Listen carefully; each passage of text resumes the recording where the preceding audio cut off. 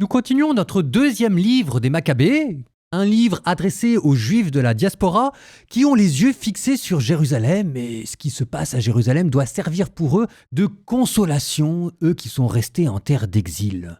Pour les consoler, on leur rappelle les événements récents, comment Dieu a protégé Jérusalem. Et d'ailleurs, on a laissé une fête pour se rappeler de ces événements, la fête de la Hanouka, que eux, à Alexandrie, vont bientôt célébrer aussi, preuve que Dieu continue de veiller sur son peuple. Hanouka, la dédicace. La dédicace, c'est-à-dire la reconstruction du temple qui avait commencé avec Néhémie. Souvenez-vous, il y avait eu des premières fêtes pour célébrer l'érection du nouveau temple de Jérusalem et qui s'est poursuivie précisément au cours de la révolte maccabéenne dont on va retracer les événements dans ce livre quand il avait fallu à nouveau reconsacrer le temple suite à sa profanation par Antiochos IV. Donc, le but de ce livre, c'est ce que vous dit le prologue, c'est de rappeler l'origine de la Hanouka que Dieu a envoyée comme fête de la consolation non seulement à Jérusalem et pour les Juifs de la diaspora, pour leur signifier qu'il continue de veiller sur eux. La dernière fois, on avait parlé de la lointaine origine de la Hanouka avec Néhémie qui avait reconstruit le temple et qu'il avait à nouveau consacré. Et qu'il avait reconsacré grâce à un feu mystérieux retrouvé dans une grotte. On va continuer sur ce même thème encore aujourd'hui, la légende du feu qui avait permis de consacrer pour la première fois le temple rebâti. Avec Jérémie, et là aussi derrière Jérémie, un petit coup de chapeau envers les Juifs de la diaspora à Alexandrie.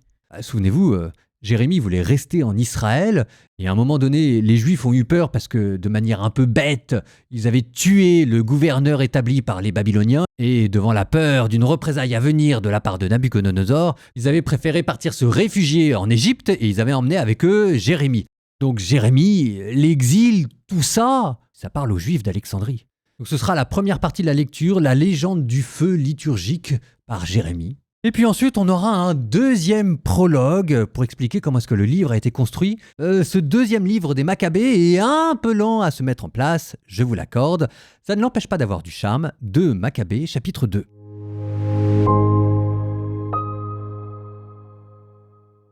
On peut lire dans les archives que le prophète Jérémie donna l'ordre aux déportés d'emporter du feu sacré comme on vient de l'indiquer.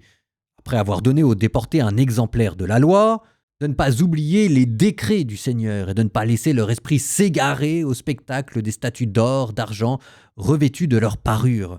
Parmi d'autres conseils du même genre, il les encouragea à ne pas laisser la loi s'écarter de leur cœur. Ce document racontait aussi comment le prophète, averti par un oracle, avait ordonné que la tente et l'arche l'accompagnent lorsqu'il se rendit à la montagne que Moïse avait gravie pour contempler l'héritage promis par Dieu. Arrivé là, Jérémie trouva un site caverneux. Il y introduisit la tente, l'arche et l'autel, puis il en obstrua l'accès. Quelques-uns de ceux qui l'avaient accompagné revinrent pour marquer de signes le chemin, mais ils ne purent le retrouver. Quand Jérémie l'apprit, il leur fit des reproches et leur dit « Ce lieu restera inconnu jusqu'à ce que Dieu ait accompli le rassemblement de son peuple et lui ait montré sa miséricorde.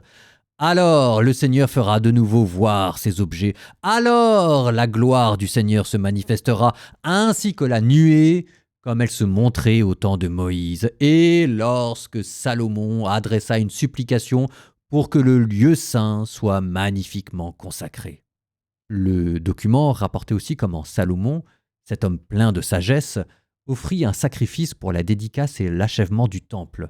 De même que Moïse avait prié le Seigneur et obtenu que le feu tombe du ciel pour dévorer ce qui était offert en sacrifice, de même, Salomon pria et le feu venu d'en haut consuma les holocaustes.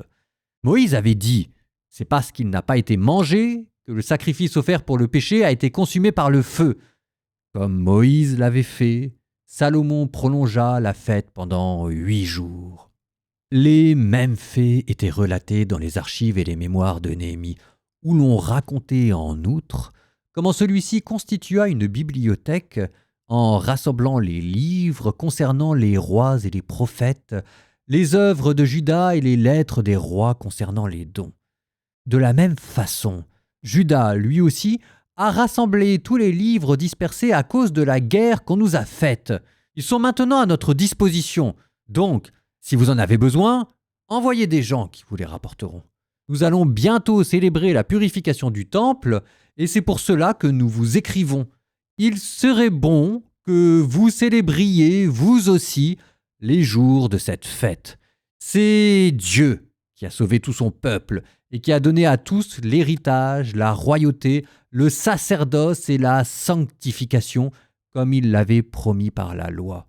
Ce Dieu, nous l'espérons, aura très vite pitié de nous et nous rassemblera de toutes les régions qui sont sous le ciel vers le lieu saint, car il nous a déjà arrachés à de grands malheurs et a purifié le lieu saint. Je vais vous faire le récit des événements survenus au temps de Judas Maccabée et de ses frères. La purification du temple magnifique, la dédicace de l'autel, les guerres soutenues contre Antiochos Épiphane et contre son fils Eupator, les manifestations célestes qui se produisirent en faveur de ceux qui rivalisèrent d'exploits pour le judaïsme. Ceux-ci, en effet, malgré leur petit nombre, pillèrent toute la région, pourchassèrent les hordes barbares, reconquirent le temple célèbre dans le monde entier, délivrèrent la ville et rétablirent les lois menacées d'abolition grâce à l'entière bienveillance du Seigneur qui leur était favorable.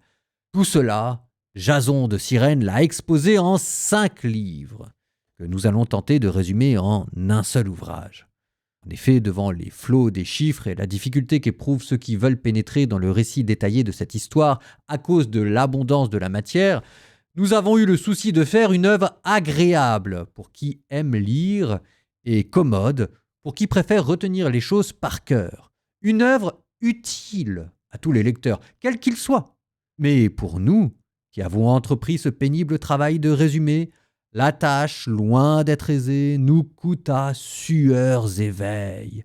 Elle fut comparable à la délicate mission de celui qui prépare un banquet et recherche le bien-être des autres.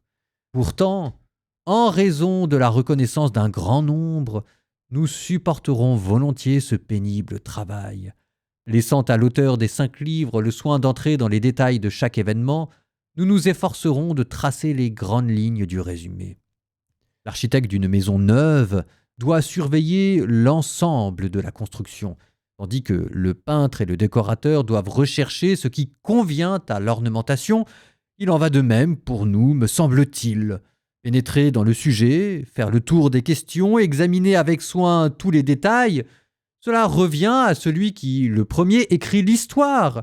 Mais celui qui en fait le résumé doit chercher la concision du récit et renoncer à traiter le sujet de façon trop minutieuse.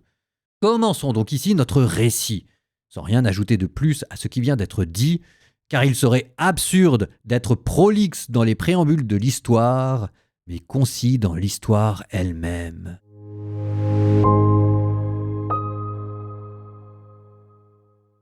Je remets dans l'ordre cette légende du feu sacré parce qu'il y a peut-être un côté patchwork, peut-être que la lecture vous a perdu. Ça commence avant l'exil, Jérémie, prévenu de la destruction du temple de Jérusalem, c'est ce que vous dit le texte des Maccabées, aurait anticipé les événements en cachant dans une grotte pour qu'elle reste secrète et à l'abri l'arche, la tente de la rencontre et l'autel du feu sacré. Et on y aurait enterré le feu liturgique avec lequel on sacrifiait les animaux. Ce feu aurait alors transformé la terre de la grotte jusqu'à former un liquide visqueux, la naphte, ce que nous on appellerait le pétrole. Après l'exil, Néhémie envoie des prêtres chercher à nouveau ce feu sacré. Et quand ils rentrent dans la grotte, ce qu'ils trouvent c'est cette naphte qu'ils ramènent au temple de Jérusalem, qu'ils disposent sur l'autel. Et là, le soleil d'en haut paraît, qui embrase à nouveau la naphte, le feu liturgique réapparaît et on peut faire des sacrifices. Manifestement, cette histoire de feu, c'est quelque chose qui est important pour l'auteur, parce qu'il vous rappelle les précédents, Moïse, Salomon, c'était la preuve que Dieu acceptait les sacrifices. Le feu, c'est aussi la présence de Dieu dans le temple.